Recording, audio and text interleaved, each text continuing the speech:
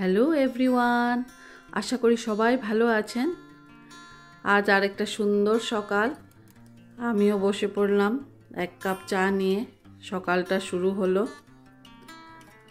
আর একটু বৃষ্টি ছিল সকালবেলা, এখন অবশ্য বৃষ্টি টিষ্টি নেই, বেশ আরামই লাগছে। এদিকে আমার কুটু আমার কুলে বসে আছে। দিনটা শুরু হলো। এদিকে সবজিও এসে গেছে।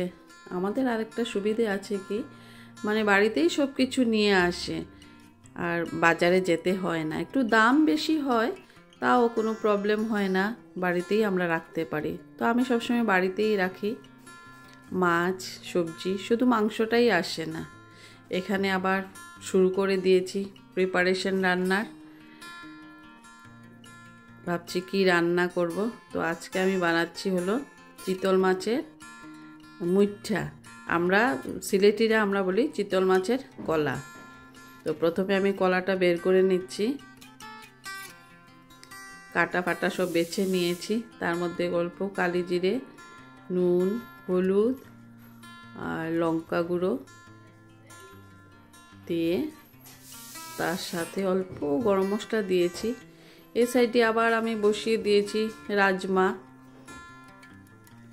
আমার ছেলে রাজমা খেতে খুব ভালোবাসে, তাই ওরা মাছ টাছ বেশি খায় না, শুধু চিংড়ি মাছটাই খায়। তারপর চিতল মাছের মধ্যে আমি আবার অল্প ময়দা দিয়ে দিয়েছি। সকালের সময় মানে খুবই ব্যস্ততার মধ্যে থাকি, এইদিকে একটা ওইদিকে একটা, সবাই বেরোবে, ওই চলতে থাকে। এই দুই পাশে দুটো বসিয়ে দিয়েছি।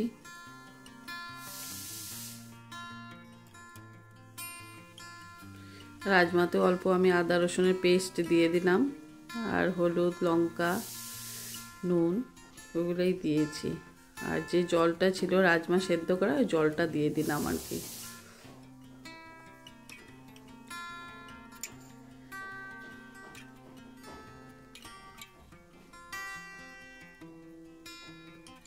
এদিকে চিতল মাছের কলার জন্য আমি আলুটা অল্প ভাজা ভাজা করে নিয়েছি। রাজমাটা এই সাইডে আমি দিয়ে দিলাম।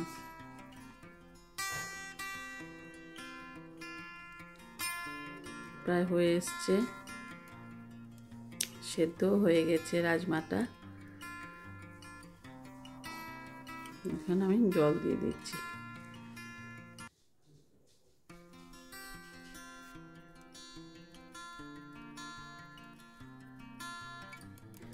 এদিকে চিতল মাছের কলা, যে কলাটা আমি করে জলের মধ্যে দিয়ে দিলাম। আপনারা সবাই জানেন, এক্সট্রা করে কিছু বলার নেই, কিভাবে করতে হয়।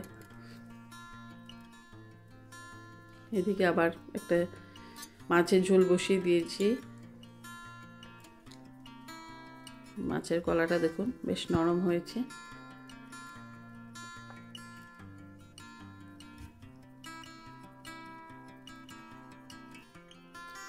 আমার মতো সবারই সকালবেলাটা একটু ব্যস্ততার মধ্যেই কাটে, কারণ সবাই বেরোবে, রান্না হবে, এই চলতে থাকে। ডেইলি একই রুটিনের কোনো চেঞ্জ নাই। সকাল উঠেই ভাবতে হয় কি রান্না করব, এটার জন্য আর কি খুব সমস্যা। সবাই তো আজকাল সব কিছু খায় না, বাচ্চারা তো বেশি, ওদেরকে নিয়েই বেশি প্রবলেম। এটা খাবে না, ওইটা খাবে না।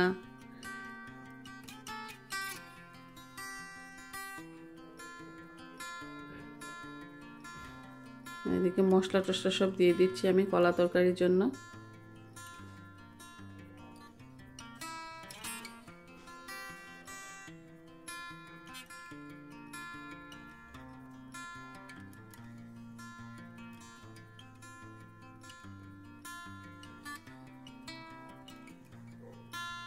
আমি তো এইভাবেই বানাই। অনেকে আবার চিতল মাছের মধ্যে যেটা কলা বা কোফতা, ওটার মধ্যে আবার অনেকে আলু টালু সেদ্ধ করে দেয়। আমি আবার দেই না, আমি এরকমই বানাই, আমার ওইটাই ভালো লাগে যেন।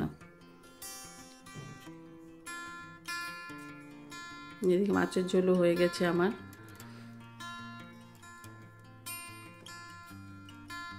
মাছও দিয়ে দিয়েছি ঝিঙ্গা ঝুলে। এই যে কলার তরকারির মধ্যে আমি দিয়ে দিচ্ছি অল্প মৌরি, পাউডার। মুড়িটা দিলে মানে গন্ধটা খুব ভালো আসে, খুব ভালো লাগে খেতে। আর রান্না করার সময় আমার অবস্থা থাকে না, গ্যাসে টেসের মানে এদিকে এটা করছি ওইদিকে ওইটা করছি, মানে হুলস্থুল চলে আর কি। তারপর আমি যে করেছিলাম মাছটা, যেটার মধ্যে বয়েল করেছিলাম, ওই জলটাই আমি তরকারির মধ্যে দিয়ে দিয়েছি, সাথে অল্প গরম মশলা গুঁড়ো। তরকারিটা প্রায় হয়ে এসেছে, একটু ফুটলেই নামিয়ে নেব। তরকারিটিও ফুটে উঠেছে।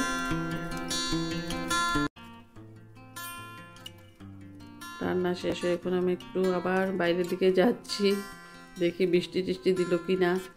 এইদিকে আমার আরও দুজন বসে আছেন, ওদের খাওয়া দাওয়া শেষ, ব্যালকনিতে বসা।